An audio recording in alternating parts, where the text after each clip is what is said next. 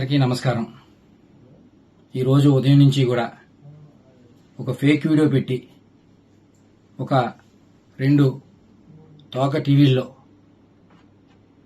రకరకాలుగా లేనిది ఉన్నట్టుగా ఏముందో ఏం లేదో తెలియని పరిస్థితిలో లేనిది ఉన్నట్టుగా చూపించి శిలలో పల్లలో అల్లి చూపిస్తున్న కొన్ని టీవీ ఛానల్ చూశాను.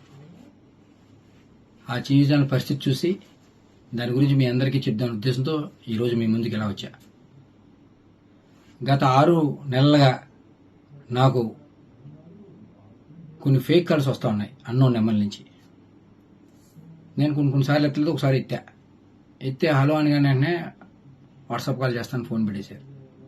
వాట్సాప్ కాల్ చేయడంతోనే నేను ఎత్తిన వెంటనే మీ వీడియో నా దగ్గర ఉంది, మీరు మర్యాదగా మాకు డబ్బులు ఇవ్వండి, ఇవ్వకపోతే ఆ వీడియో బయట పెడతాం అని చెప్తే ఏం చేసుకుంటే చేసుకో, ఏ వీడియో నా దగ్గర ఏముండదు, మీ దగ్గర అది అటువంటి వీడియోలు ఏమి ఉండవు, మీరు ఏం చేసుకుంటే చేసుకోండి నేను చెప్పాను.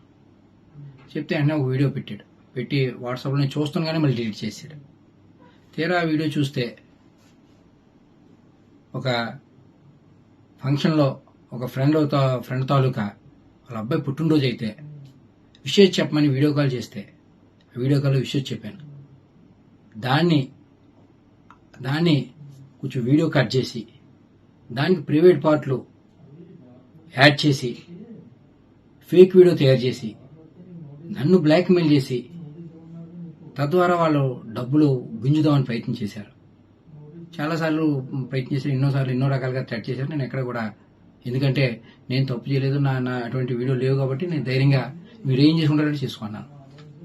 అలా చాలాసార్లు చేసి ఇంకా ఎటు నేను లొంగపోవడంతో ఒకసారి ఫోన్ చేసి, సరే ఏదో తప్పు జరిగిందండి, ఇంకెప్పుడు ఇటువంటి చెయ్యం, మీరు మాకు కొంచెం హెల్ప్ చేయండి, ఇక్కడతో ఇది వదిలేస్తాం, ఏదో తప్పు రేటో చేసాం, మాకు మా వాళ్ళకి బాగాలేదు, హాస్పిటల్లో ఉన్నారని సాయం చేయమంటే డబ్బులు సాయం చేశాను. ఒకసారి పెళ్ళి అంటే సాయం చేశాను, ఒకసారి ఎవరో చనిపోయారంటే సాయం చేశాను, మానవత దృక్పథంతో చేశాను. అలాగే అది ఆసరాగా తీసుకుని వాళ్ళు మళ్ళీ నన్ను పెద్దగా డబ్బులు అడగడం మొదలెట్టారు, మళ్ళీ బ్లాక్మెయిల్ చేయడం మొదలెట్టారు. డబ్బులు ఇస్తారా, నేను వీడియో బయటమా, లేదా మీ ప్రత్యర్థులకి ఇస్తే మాకు చాలా డబ్బులు వస్తాయి అని నన్ను బ్లాక్మెయిల్ చేయడం మొదలెట్టారు.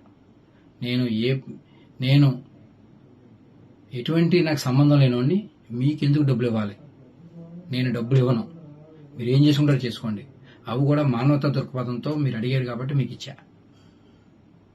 నేను మాత్రం ఇచ్చే పరిస్థితి లేదని చెప్పడంతో సరే అయితే మీ రాజకీయ ప్రత్యర్థులకు ఇచ్చుకుంటామని వెళ్ళిపోయారు. అలా కొన్ని రోజులు నాకు మెసేజ్లు పెట్టారు, చాలా 1 నెల రోజుల వరకు పెట్టారు. సుమారుగా 6 నెలలు నాకు నరకం చూపించారు, చాలా రకాలుగా వేధించారు, ఎన్నో రకాలుగా ఇబ్బంది పెట్టారు. తర్వాత నేను ఎప్పుడైతే ఏమన్నానో మీ ప్రత్యర్థులకి ఇస్తామని అన్నట్టుగానే ఆ వీడియో పట్టుకెళ్ళి ప్రత్యర్థులకి ఇచ్చారు, మా రాజకీయ ప్రత్యర్థులకి. ఆ ప్రత్యర్థులందరూ కూడా సోషల్ మీడియాలో రకరకాలుగా ఆ ఫేక్ వీడియోని, ఏదైతే డీప్ ఎడిటెడ్ ఫేక్ వీడియో, ఆ ఫేక్ వీడియోని అందరూ వైరల్ చేయడం, కొన్ని టీవీ ఛానల్లో అదే దానికి చెలలో పల్లలో అల్లించి చూపించడం, ఇటువంటి పరిస్థితులు ఇవాళ చూసాం. అందుకని గతంలోనే నేను జూన్ 1వ తారీఖునే ఇటువంటి నాకు చట్టింగ్ కాల్లు వస్తున్నాయని అప్పటి సీఏ ఒక నెంబర్ ఇచ్చి ఆయన సీఏ గారికి కూడా చెప్పడం జరిగింది. దీని మీద వెరిఫై చేసి నాకు ఫేక్ వస్తున్నాయి, ఎవరో ఏంటని కూడా చెప్పిన వార్తలుగా కూడా చెప్పాను. అప్పుడు తర్వాత తదనంతరం వెళ్ళో ఈ మధ్యకాలంలో బాగా నన్ను వేధించడం మొదలెడితే అప్పుడు వెంటనే నేను మన ఎస్పీ గారికి, ఏఎస్పీ గారికి చెప్పడం జరిగింది. రిటర్న్గా పోలీస్ స్టేషన్లో కూడా కంప్లైంట్ ఇచ్చాను. దానికి సంబంధించిన అన్ని డాక్యుమెంట్లు ఇమ్మన్నారు. ఈ 6 నెలల్లో మాకు వాళ్ళకి జరిగిన ట్రాన్సాక్షన్ ప్రతిదీ కూడా అన్ని కూడా పోలీసు వాళ్ళకి సమర్పించాను. దాని మీద ఎంక్వైరీ చేసి తగు న్యాయం చేయమని కోరడం జరిగింది. నిజం ఇవ్వాలి కాబట్టి రేపన్నా తెలిసింది. ఖచ్చితంగా భగవంతుడే ఉన్నాడు. మీ అందరినీ కూడా మీడియా పరంగా మీ అందరినీ ఒకటే కోరుతా ఉన్నా, ఎందుకంటే ఇలాగా ఇటువంటి ఏదైతే